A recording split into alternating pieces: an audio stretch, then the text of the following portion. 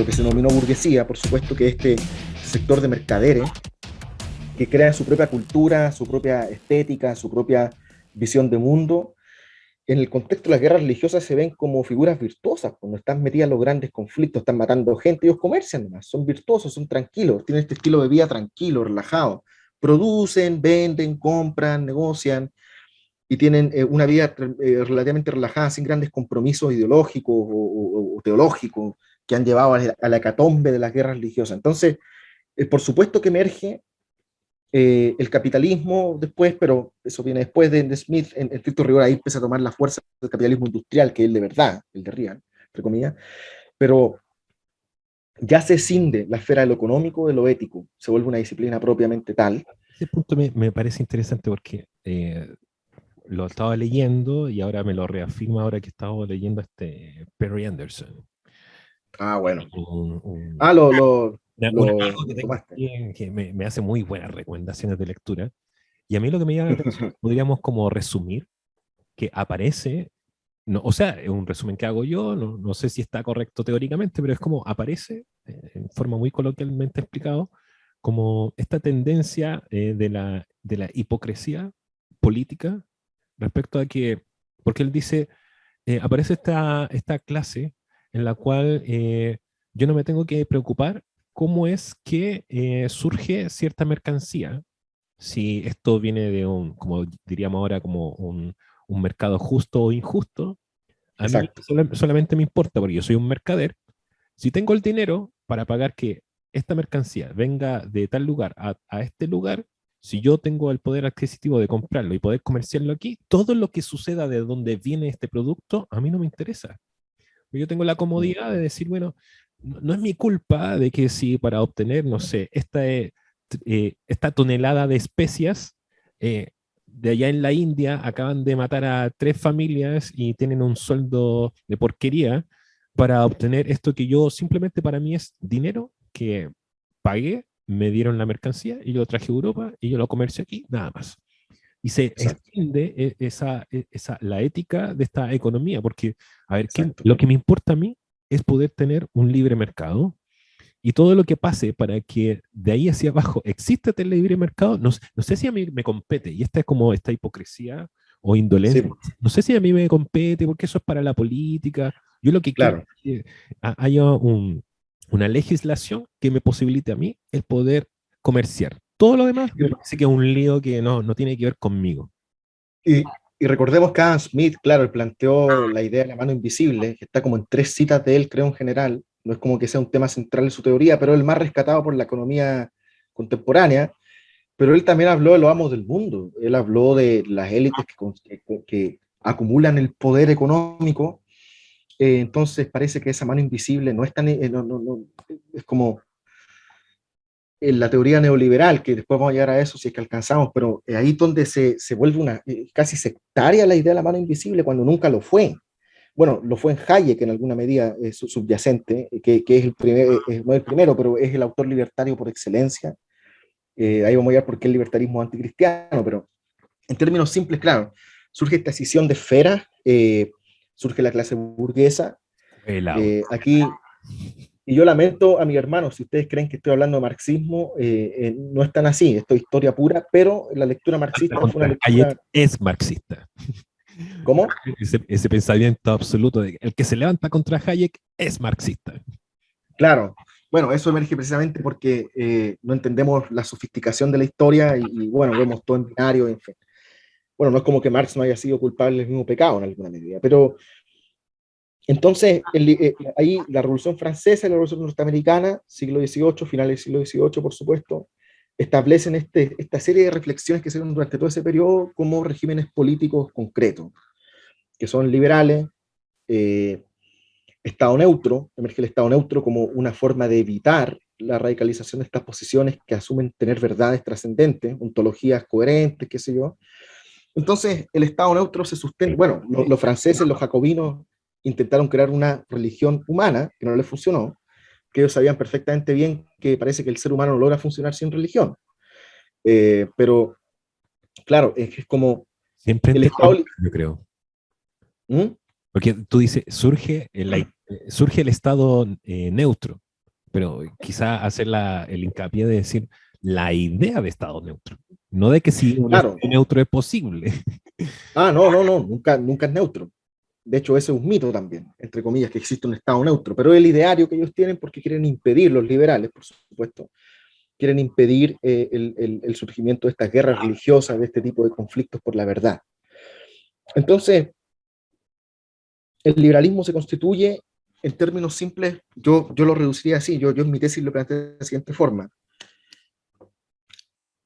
Eh, Se constituye por una ontología, o digámosle mejor, antropología, una noción del ser humano, ya no es cristiana, por supuesto, que Félix Ovejero, que es un filósofo político español republicano, de hecho, define como el PIAS, paradigma de individuos antisociales en sociedad. Todos son antisociales, pero tienen que convivir en sociedad. Este sujeto egoísta y esta idea de que el mercado funciona mientras más egoísmo hay, porque mientras más egoísta yo soy, más tengo en vista mis propios intereses. Y en ese sentido es muy probable que me interese que el otro esté bien en tanto pueda seguir proveyéndome a mí de lo que yo deseo. Por lo tanto, el egoísmo permite el funcionamiento del mercado y parece que la regla del mercado es el egoísmo. Y la mano invisible funciona en tanto ese egoísmo se mantiene. Y de hecho, acuérdense que Hayek escribió este libro, ¿cómo se llama? Creo que el camino al egoísmo, no sé, pero él alaba el egoísmo, de hecho, como una virtud. Y eso es una herencia de toda la estética y de todo el pensamiento de la clase burguesa, que existe. Eso no es una invención de Marx. La clase burguesa existe, tiene su origen, está bien, se puede entender históricamente, y bueno, la Revolución Francesa en gran parte va a ir poniendo, Rastrear sus cuentas corrientes. claro. Y ahora pensemos algo más importante, que es más brutal, porque esto ya aquí entramos al problema contextual. Y ahora que vimos todo este repaso, eh, se da la Revolución Francesa, los burgueses salían junto con parte del pueblo francés y se rebelan en contra de la monarquía y el clero porque gozan de beneficios que no les corresponde gozar. ¿Ya? Ahí emerge el concepto de la igualdad ante la ley, el imperio del derecho, todos somos iguales ante la ley, entonces el monarca no debe tener más derechos que los que tiene un ciudadano de a pie. Ese es el paradigma, entonces, Y a partir de básico, ese concepto, el de igualdad, que después para teóricos incluso igualdad formal, diría. le incomoda, de hecho. Ahora que Claro, estaba repasando un poco, bueno, que venía leyendo de teoría económica, pero ahora con Perry Anderson, como de, sí, pero el concepto de igualdad en medio del siglo XX todavía era un concepto que le molestaba y le molesta a ciertos teóricos que ahora todavía son leídos. todavía molesta mucho. Claro, porque uno Eh, piensa que según la cultura que uno maneja, más bien como del colegio, o qué sé yo, de los medios de comunicación, como que parece que el término de igualdad no es discutible, pero si vamos a los trasfondos de ciertos teóricos que fundamentan, por ejemplo, el libertarismo, la idea de igualdad no es tan fácil de asimilar si es que se asimila. Entonces, todavía es un término que molesta. es que la igualdad siempre da miedo cuando se relaciona con la noción del Estado, porque si el Estado tiene que garantizarla, y quiere garantizarla más allá de la ley, quiere garantizarla en términos materiales, no solamente Igualdad, según formales. quién. Claro, si el Estado quiere garantizarla en términos materiales, significa que va a pasar a llevar las reglas del mercado como esfera Igualdad autónoma. según Donde, quién. Según el Estado, igualdad según los comerciantes, igualdad, claro, al final volvemos al mismo tema, es tomar un concepto o una noción y decir, bueno, según quién, no puedo decir, es que esto es igual para todos nosotros. No, pues que bueno, a quién es le que ese es el conviene. punto, porque el cristianismo tenía una noción de igualdad súper coherente, la escolástica.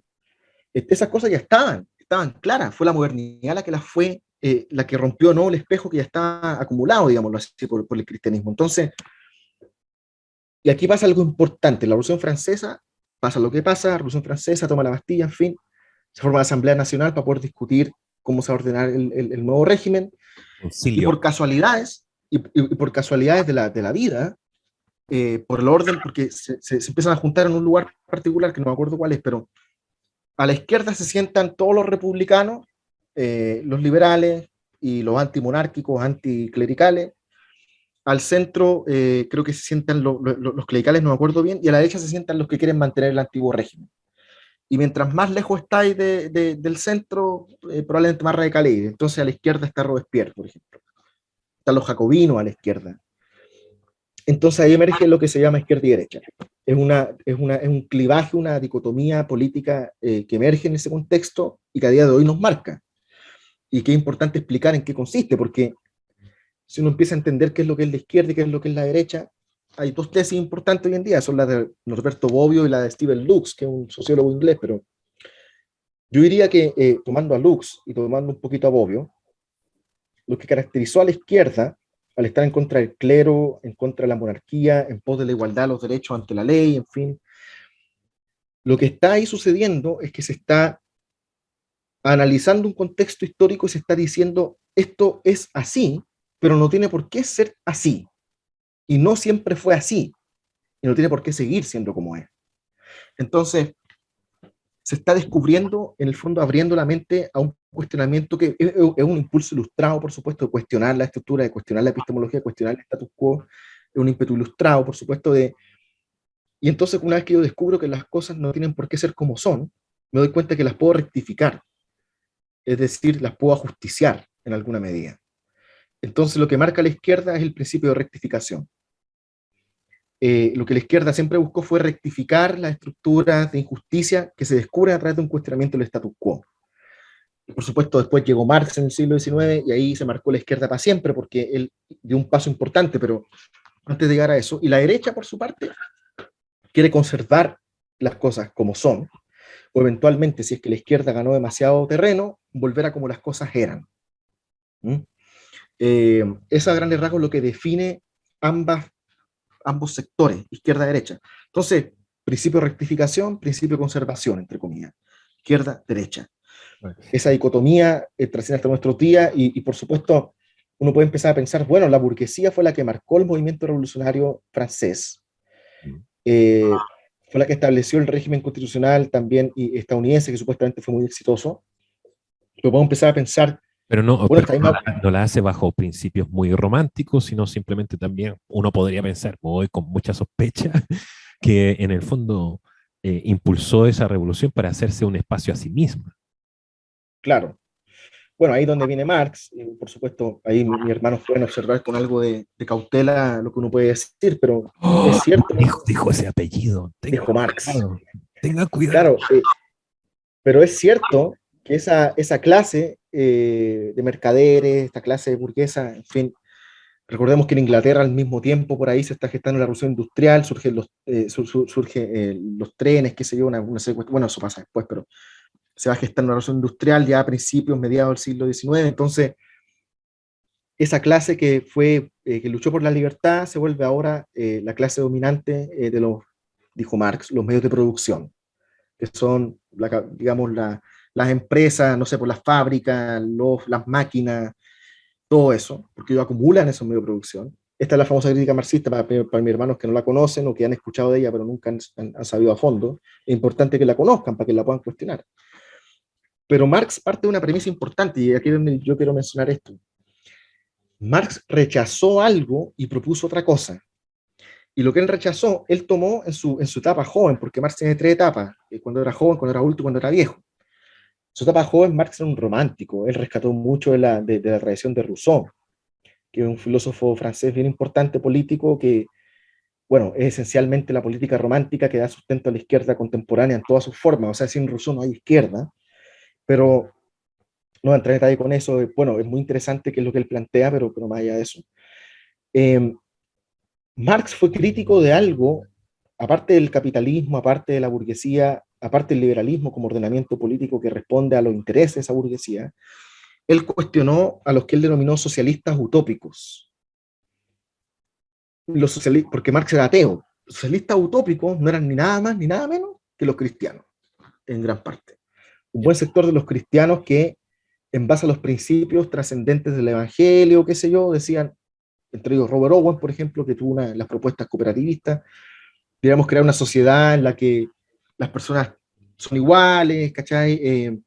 Tienen cierto control sobre los medios de producción, a lo mejor, o pueden crear cooperativas en vez de empresas donde hay un capitalista que te dice todo lo que tienen que hacer, pero fundado en valores cristianos.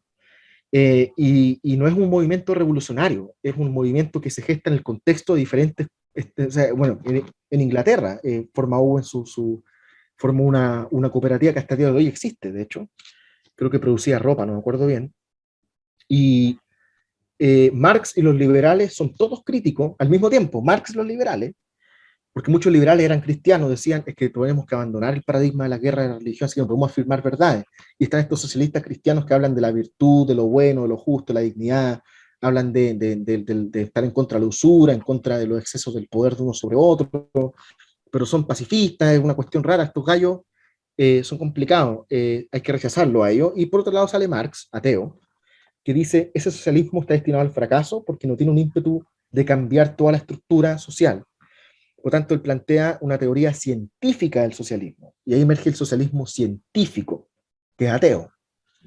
Y ahora, dejando de lado la ontología cristiana, dejando de lado los valores bíblicos, dejando de lado todo lo que los socialistas utópicos, como les dijo, tenían en mente, decide crear una teoría secularizada del socialismo que analiza la historia como una ciencia, materialismo histórico, entender la historia como una serie de conflictos entre clases, ¿cierto?, que eventualmente derivan en su última iteración del modelo de producción capitalista, y que eventualmente el capitalismo va a derivar en una serie de contradicciones y de desequilibrios en la distribución de los bienes de producción, o sea, de los bienes producidos por el modelo, que va a generar inevitablemente la llegada del comunismo. Pero ese proceso se puede acelerar a través de la organización de la clase proletaria, que es la clase explotada por los burgueses, y por lo tanto se puede, digamos, organizar una guerra civil, en términos simples, una revolución, para tomar los medios de producción de los capitalistas y ponerlos en manos del Estado, y eventualmente de esa manera... Esas herramientas científicas me otorgan poder identificar los puntos específicos en los cuales yo puedo generar un cambio o una injerencia para acelerar los procesos.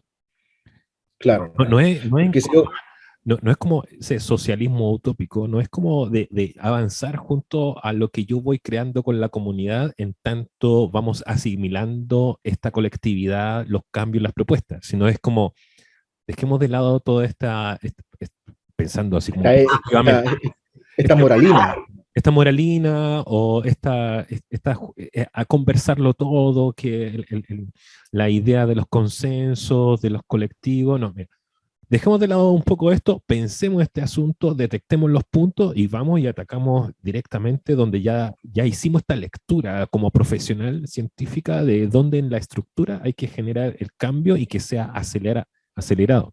En algún momento de este claro, podcast también hablamos un poco de del peligro del pensamiento revolucionario respecto a este ímpetu de aceleración, que es lo que pone en claro. riesgo las sociedades desde un punto de vista más de centro, evidentemente. Pero, y como para ir y tratando de rescatar la pregunta de inicio, que tiene que ver con la elección y todo eso. Pero a mí me parece interesante como herramienta de reflexión. Cuando tú hablas de eh, ¿cuál es la pregunta o la inquietud que mueve a que en algún momento de forma casi arbitraria uno se determina la derecha y la izquierda? Que son Claro. preguntas que son válidas incluso para cuando nos preguntamos respecto a qué esperamos del Chile que queremos construir según lo que vamos votando, no solamente aquí en la segunda vuelta, porque creo yo de que gran parte de lo que se quiere determinar para la construcción de esta etapa que sigue de Chile ya se hizo, que fue la elección parlamentaria. Por eso también como que mencioné al principio esta polarización que me parece un poco brutal, incluso podría decir, perdón para algunos que puedan escuchar, infantil, de reducir todo como que o es Boris o es Cast, y aquí se determina todo y es como, pero amigos, acabamos de hacer una votación importantísima que es el 75% del próximo gobierno, el Parlamento. Lo que nosotros elegimos ahora es cierto tono de programa que probablemente no se va a poder realizar. A ver, ¿qué programa de ningún gobierno, de cualquier tendencia, se pudo haber completado de forma íntegra? Yo creo que casi ninguno, a excepto de uno que sí tuvo el poder y el miedo y el poder de fuerza para poder implementar un programa que relativamente le fue exitoso a sus propios fines. Pero mira, a mí Pero, lo que me importa más, porque yo creo que todo esto todo este relato, esta narrativa que expliqué, tiene un objetivo, y es dar algunas herramientas importantes para los hermanos. En primer lugar, para mí es súper importante lo siguiente. tenemos que entender que estamos en un contexto en el que el marxismo fracasó, prevalece como estética, prevalece como discurso, pero fracasó, definitivamente fracasó. El fascismo también fracasó, ¿ya? Yo creo que aquí en Chile no existen ni fascistas ni marxistas. Primera cosa, lo que existe, y esto es lo importante, cuando el liberalismo le teme a las guerras civiles, emerge el Estado neutro, la democracia liberal como espacio de deliberación, entre comillas, entre representantes políticos que van discutiendo qué leyes se pueden, digamos, implementar para poder ordenar y mejorar un orden social o eventualmente incluso hacerlo retroceder, que es lo que pasa en ese. Pero hay en el liberalismo una idea tácita súper importante, es la idea de progreso. Hay un problema que el liberalismo tiene. El marxismo, por ejemplo, tiene lo que yo denomino una escatología, de una idea de cómo el fin de los tiempos habrá de ser, la consecuencia máxima del comunismo, pero habrá una guerra civil, habrá revolución, y el riesgo que tiene el marxismo, y lo dijo un marxista, Slavoj Žižek, fue el de entender, como yo entiendo las reglas de la historia, porque sé cuáles son los procesos que cruza y cómo se van moldeando los modelos de producción, cómo se van gestando las desigualdades, en fin. Como yo conozco las reglas de la historia, yo sé cómo cambiar la historia. Eso es la revolución, cambiar la historia. Entonces, eh, yo me vuelvo, el marxismo tiene un telos, tiene una ontología, una epistemología que es nihilista, es atea, lo que uno quiera, pero tiene un telos, ¿ya? Lo que no tiene un telos es el liberalismo. El liberalismo cree que hay un progreso, pero ese progreso viene precisamente de la carencia de determinar un telos, porque la única manera en que se progresa es a través del funcionamiento espontáneo del mercado y del derecho, la estructura jurídica, como manera de limitar el mercado cuando se exacerba, qué sé yo, todo el tema, pero en el fondo lo que hay que hacer es evitar sus patologías, pero tiene que funcionar. Entonces, tiene que andar porque eso trae progreso, avance científico, avance tecnológico, mayor, qué sé yo, más comodidad. Entonces, la idea de progreso que tiene la derecha es la de que el mercado debe funcionar lo más libremente posible para poder, desde sus propias reglas, como esfera autónoma, separada de la ética, avanzar y progresar en términos tecnológicos o económicos. Mientras tanto, la izquierda tuvo un proceso de histórico muy complicado. Cuando fracasa, cuando fracasa el comunismo, ya en los 90, y desde antes, ya en los 70, estaban surgiendo estos antecedentes de la socialdemocracia, como se está hablando hoy en día mucho de eso. Yo manejo eso, entonces lo he dicho varias veces. La izquierda se vuelve liberal y por lo tanto se vuelve, yo diría que es una versión, es la otra contracara del liberalismo que la derecha representa. La derecha es liberal en términos económicos, la izquierda cree que el progreso está en cambio en el derecho como manera de ir, digamos, conquistando esta esfera autónoma del mercado e ir distribuyendo lo que otorga y al mismo tiempo creando derechos sociales, derechos y más igualdades materiales. Intenta rectificar lo que el mercado, aparentemente como esfera autónoma, quiere por sí mismo lograr. Como Entonces, contrapeso del liberalismo del otro lado. exacto, de la izquierda.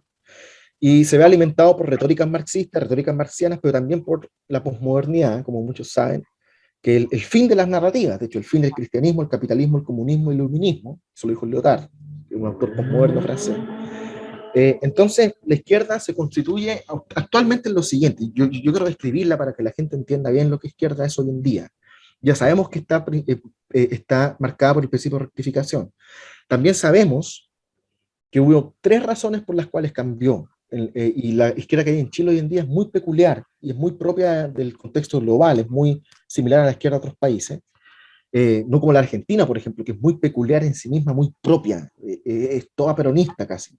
No, la chilena es muy similar a la gringa, muy, muy similar.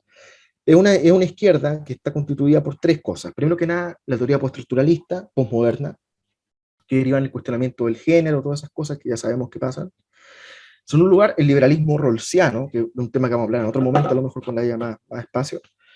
Y en tercer lugar, el populismo, de la teoría del populismo de Chantal Mouffe y Laclau, que son dos autores argentinos, bueno, no, Laclau argentino, Mouffe no me acuerdo qué país, pero eh, eh, esos tres elementos determinan qué es lo que la izquierda es hoy en día. Mientras tanto, la derecha está constituida por sus propios autores, sus propias ideas. Tenemos a Hayek, libertarismo, tenemos a Milton Friedman, neoliberalismo, tenemos el neoconservadurismo, que emergió Leo Strauss, que es otro filósofo político importante, que también toma, muchas de sus ideas están en la actualidad en el mundo conservador. Francis Fukuyama, un nuevo conservador ya más actual, que él fue el que dijo que la historia había terminado con la ganada del capitalismo y la democracia.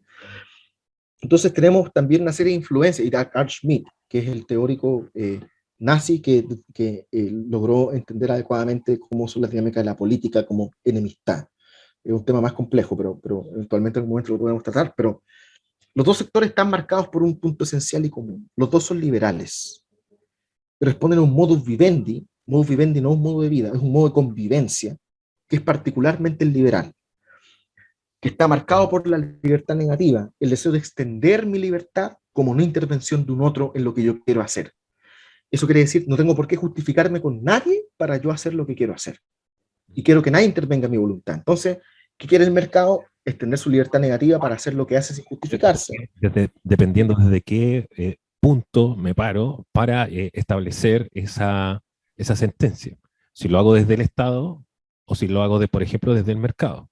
Claro, porque la izquierda también... No quiero que el mercado me intervenga. O versus, no quiero que el Estado me intervenga. Claro. O sea, y digamos que al final la izquierda ya llegó a la tesis de que el capitalismo no se va a eliminar. Eso es la socialdemocracia. Es cómo convivimos con el capitalismo. Tenemos que mesurarlo, pero va a estar ahí igual. Entonces, y la izquierda, por su parte, busca extender la libertad negativa en otros temas, como la moral, y también en reafirmar libertades positivas que permitan a la gente ejercer mejor su libertad negativa. Libertades positivas son las libertades que yo tengo en tanto gozo de las condiciones para conocer y saber adecuadamente cuáles son las opciones que tengo para ejercer mi libertad de la mejor forma posible. No es que yo pueda hacer que nadie me intervenga y yo haga lo que yo quiero, sino que yo comprendo en qué sentido soy libre, tengo las condiciones para ser libre de verdad, pero el problema es que la libertad positiva de la izquierda apunta a fortalecer la libertad negativa, que eventualmente es la del mercado también. Dar condiciones sociales básicas para que la gente pueda vivir de mejor forma interactuando con el mercado. Entonces, en el fondo se está dando, las grandes tendencias políticas se están dando vueltas dentro de una misma noción intrínseca y parece que un poco invisible, que es, a ver, en el fondo están hablando dentro de la misma cancha que se llama liberalismo. Exacto. Y a esto... Creen que están problematizando, pero en el fondo lo único que están haciendo es jugar el mismo Exacto. Juego. Exactamente. Y ese es el problema básico. Ese es el modus vivendi liberal. Tenemos izquierda leseando por acá, derecha leseando por allá. Ese es el modus vivendi. Es un constante conflicto de convivencia complicada que está destinado al fracaso y que va a derivar en graves conflictos, y esto lo vamos a ir viendo probablemente, es el diagnóstico que tienen muchos. Y todo esto que yo le acabo de explicar se denomina, yo toda esta narrativa que expliqué, todo lo que expliqué sobre el liberalismo, yo lo denomino doxa liberal. Con esto termino, porque eso fue mi tesis. ¿Qué es lo que es todo esto? Bueno, es una doxa. ¿Qué es lo que es una doxa? La doxa es como el paradigma dentro del cual todos los hábitos de una sociedad están insertos. Y esos hábitos, cuando se repiten de forma constante, se llaman hábitos. Se repiten tanto que se vuelven inconscientes, perpetuos. Entonces, la doxa liberal está constituida por todos estos hábitos fundados en la noción de libertad negativa, la antropología liberal nihilista, sin fines últimos cristianos, por ejemplo, que es un modo de convivencia donde se seculariza el Estado, se neutralizan las nociones de lo verdadero, lo justo, qué sé yo. Bueno, el liberalismo es una noción de lo justo como la convivencia, de hecho. Pero eventualmente esa doxa, ¿qué es lo que es doxa? Lo griego era el sentido común, ese sentido común que está sujeto a los sesgos del no saber, pero encierra dentro de sí otras cosas. Digamos que hay ortodoxias y heterodoxias. Digamos que el cristianismo es una ortodoxia. Digamos que, no sé, por la izquierda tiene sus diferentes diversidad de ortodoxias. Y esas ortodoxias se constituyen como tales porque están en disputa con otras ortodoxias. Entonces, si yo soy de izquierda, soy heterodoxo con respecto a la derecha. Y si soy de derecha, soy heterodoxo con respecto a la izquierda. Ahora, pero ortodoxo... quiero igual hacer un punto ahí porque igual es delicado cuando uno habla respecto a la ortodoxia cristiana. No, sí, calmado, no sé el que voy a llegar a eso. Pero para mantener eso claro, así como sí. En cuanto a que podría, o sea, porque puede haber una postura, y un poco retomando lo del inicio, en que, a ver, es una discusión aterrizada, lo coloquial, y que pasa, y que me parece usted no es cristiano si vota por tal candidato. O No, hubo pues son estúpidos. más cristianos, sí, de cualquier lado. El tema es, sí, pero Exacto. no es tan fácil llegar y decir es porque el cristianismo es esto. Sí, pero que cuando vamos a analizar tema en específico, problemática en específico, no es tan así. Porque, por ejemplo, hay una ortodoxia, por así decirlo, que interpreta cuál es la posición que debe tener el cristiano frente a la autoridad. Y yo he Sí, pues, visto, no sé, predicaciones y decálogos sobre cómo utilizo ciertos pasajes bíblicos para apoyar de que, no sé, el cristiano debe ser conservador respecto a no generar conflicto frente a las autoridades puestas por Dios, etcétera. Por ejemplo, ¿sí? Simplificando mucho. Pero yo puedo decir, eso es el cristianismo. Sí, claro. no, no es así porque puede ser de que venga otro disidente a esa posición y tome otros pasajes bíblicos y diga, no, porque la labor del cristiano es tener esta posición frente a la autoridad, sea cual sea, que puede Claro. ser más crítica, de decir, no, que la autoridad puede ser corregida, que hay que estar bajo sospecha, bajo esa autoridad, pero no es hegemónica, no es infalible, y es como un poco más de izquierda. Entonces, Claro. no hay Pero, una ortodoxia pero cristiana. lo importante es entender lo siguiente, que yo creo que aquí esta es una pregunta importante que podemos dejar para otra ocasión. Yo creo que existe lo cristiano, porque un problema del liberalismo es precisamente que destruye las categorías, porque es complicado decir que existe una cosa y decirle a otro, tú no eres lo que yo digo que esto es, ¿cierto? Porque eso puede llevar a una guerra civil. Eso fue lo que pasó en las reglas religiosas. El liberalismo tiene miedo a las ortodoxias. Entonces, es una doxa que permite delimitar el campo epistemológico, digámoslo así, dentro del cual se gestan las disputas, y este es el modus vivendi liberal, esta convivencia inconstante, conflictiva, en fin. La pregunta es, bueno, más allá de todo lo que podemos pensar en términos teológicos, doctrinales concretos, podemos preguntarnos si lo cristiano es algo y no es cualquier cosa, si es algo Ujú. que tenemos en común ortodoxos, católicos, protestantes, ¿ya? Y algunos anabaptistas dirían, yo me imagino, pero no, lo tenemos en común con ellos también. ¿Qué es eso? Primera pregunta. Y es un lugar. Si fuéramos eso, que es ser cristiano, ¿seríamos liberales? Yo creo que no. Entonces ahí uno se da cuenta de que el hábitus liberal es más fuerte que la capacidad del cristianismo de constituirse a sí mismo como algo que escape de la doxa, sea adóxico. Podríamos decirlo quizás en otras palabras. A veces no nos damos cuenta que caemos en usos de ideas y discursos de los cuales yo ni siquiera he problematizado lo que estoy hablando. Exacto. Ni siquiera lo he puesto en comparación a lo que yo entiendo, cada uno desde su congregación y posición, desde lo que entiendo por cristianismo. Algunos sí lo han hecho o dicen que lo han hecho, pero no se dan cuenta que también no logran asimilar también las disidencias u otras miradas. Hoy tienen una Claro. posición más arbitraria de decir, no, el cristianismo es, no sé, Pero eh, el problema es que tú también vas yendo. conservador, es así y ya está. Pero no Tú, toman en cuenta también la otra posición. Pero a lo que voy es, lo que tú estás diciendo que de cierta forma a veces no problematizamos o no nos damos cuenta que somos antenas repetidoras de una cuestión que va incluso en contra de nuestra propia fe, porque simplemente exacto. damos por hecho de que ciertos principios que en el fondo son liberales, parece que no son tan consonantes respecto a lo que en el fondo es el cristianismo. Exacto. Y ahí es donde nos tenemos que hacer una pregunta, porque, y con esto podemos ir terminando ya, porque o sea, es que dan ganas de hablar más, porque es muy complejo, pero a mí lo que me gustaría es que mis hermanos que están escuchando se pregunten en qué medida los argumentos que usan para decir por quién votar, cómo vivir, cómo hacer negocios, cómo tener su familia, cómo convivir con otros, en qué medida esos valores son prácticas afianzadas en eso que yo denominé doxa. Y también preguntarse, bueno, si existe un cristianismo, que somos una iglesia que está dispersa en el mundo, en un mundo caído, pero quisiéramos decir que esa iglesia es peculiar porque es cristiana y no es cualquier cosa, es algo que es de sí lo que es y que está presente en todas las tradiciones. ¿Qué sería eso? Y por supuesto, ¿cómo podría vivir en conformidad con eso? Digamos que ahí está el desafío de una cosmovisión cristiana.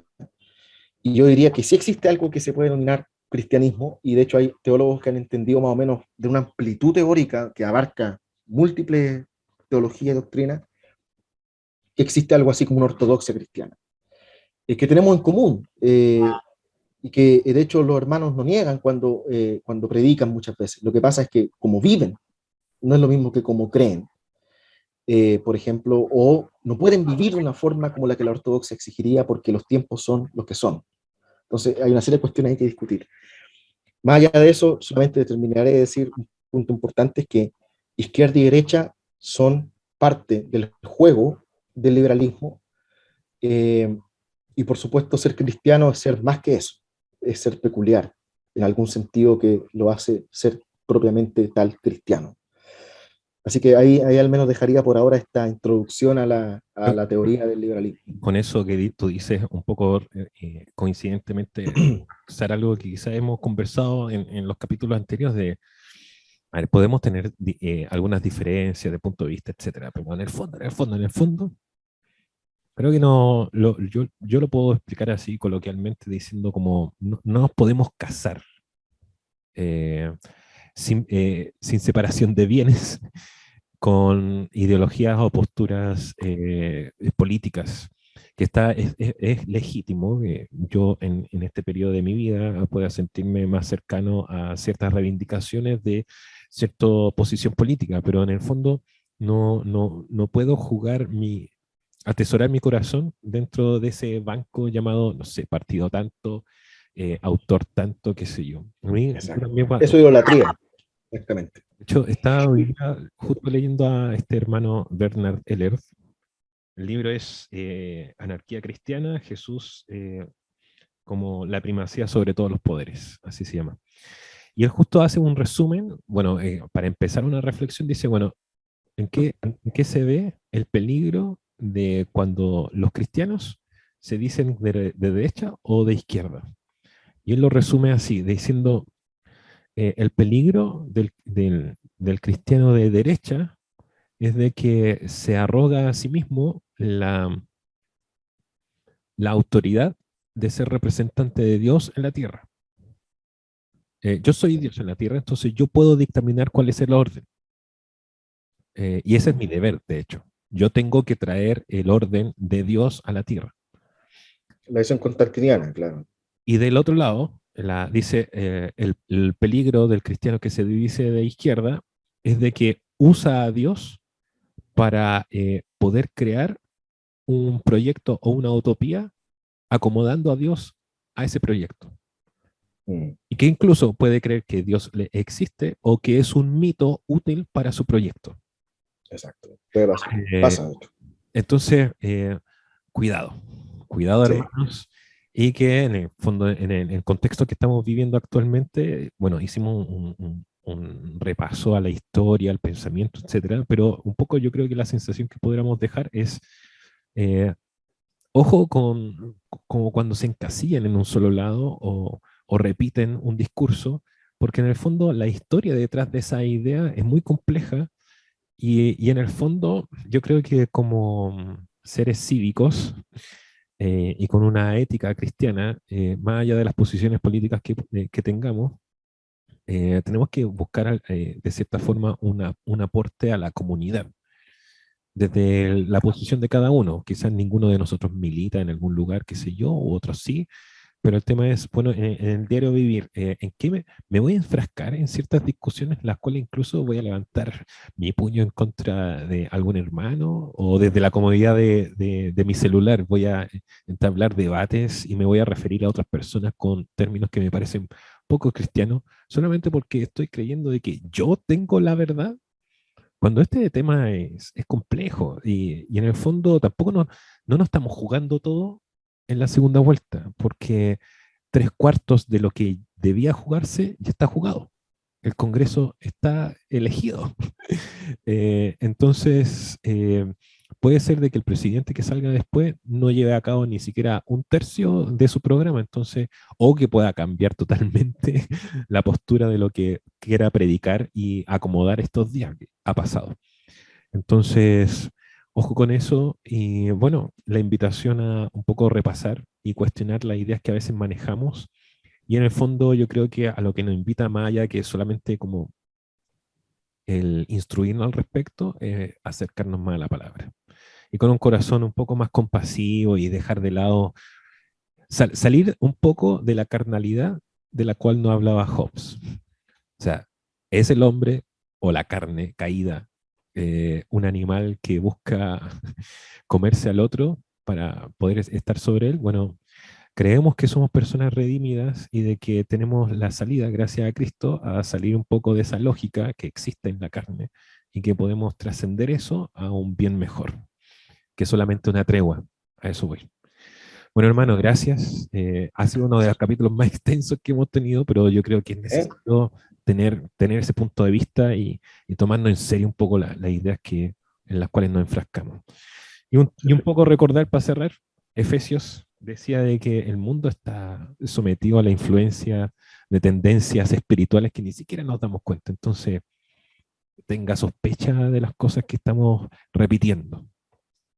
Eso, hermano, muchas gracias. Ya, pues, muchas gracias, Félix, por la invitación, pues, y seguiremos, me imagino, en contacto, ¿no? Y así seguiremos. Y Ya, muchas pues. gracias también a los que nos están escuchando en este capítulo número 13. Ya pasamos los 12. Bueno, Buenas noches, amigos. Buenas noches. Dios les bendiga, buenas noches.